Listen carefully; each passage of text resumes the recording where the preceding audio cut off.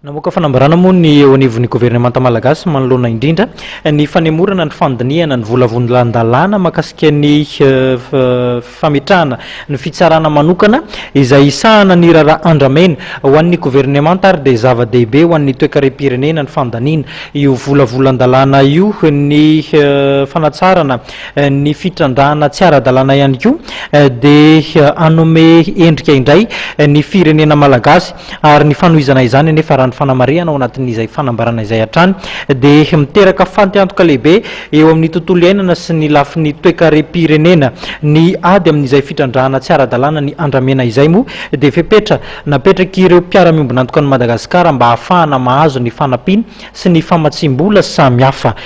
Toizantsika ao anatin'ireo lafim-baovao manasongadina ny fanehoan-kevitra ara-politika kosa indray mifono mistera ny fanapahan-kevitra no entin'ny HCC farany teo raha ny fanamariana izay noentin'ny docteur Randriamiarsoa Joseph ao anatin'ny antsana lalina ny firenena amin'izao fotoana izao raha ny fanamariany hatrany ary tokony hampanjakana amin'ireo hery-velona rehetra eto amin'ny firenena ny fihavanana ratsika ny heviny. Tokony tsy hijanona amin'ny parlemanta sy ny filoham-pirenena fotsiny dinika amin'ny dina ho an'ny fandraisana andraikitra ho minisitra teo aloha ny docteur Joseph Randriamiarsoa.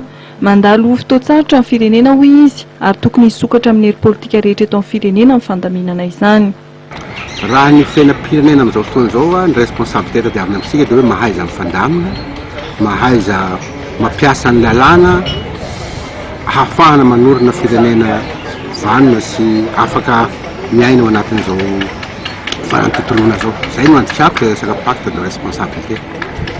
Dikan'izay sy dia resaka demokrasia fotsiny araky ny ara-bakteny fa mihoatra lavitra ny resaka demokrasia izay mahazatra asika no ilana raha tiana handamin'ny firenena teo anatin'ny cadre ny pacte de responsabilité sika. Aza adiny fa be dia be ny disihevitra fa rehefa miteny resaka pacte de responsabilité, rehefa miteny resaka demokrasia dia rapport de force ao anatin'ny assemblée nationale no fomba fizery. Zay fomba fizery zay ohatra ny manadino sahady ny hoe ny tantara politika ny Madagasikara dia nanomboka tamin'ny 2009. Tantara politika ny Madagasikara sy nanomboka tamin'ny 2009. Tantara politika ny Madagasikara sy nanomboka tamin'ny élection tamin'ny 2013. Fa ny tantara politika ny Madagasikara dia nanomboka tany talohan'ny zany taona 1970.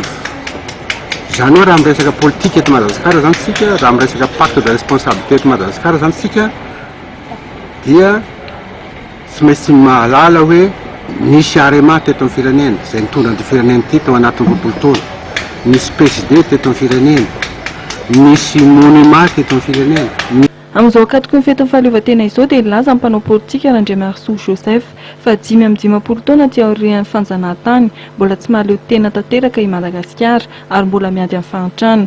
Fotoana izao hoy docteur Joseph Randriamiarsoa eritreretan'ny malagasy ary andraisan'ny hery velona eto amin'ny firenena andraikitra ary andrafetana ho avy tsara kokoa.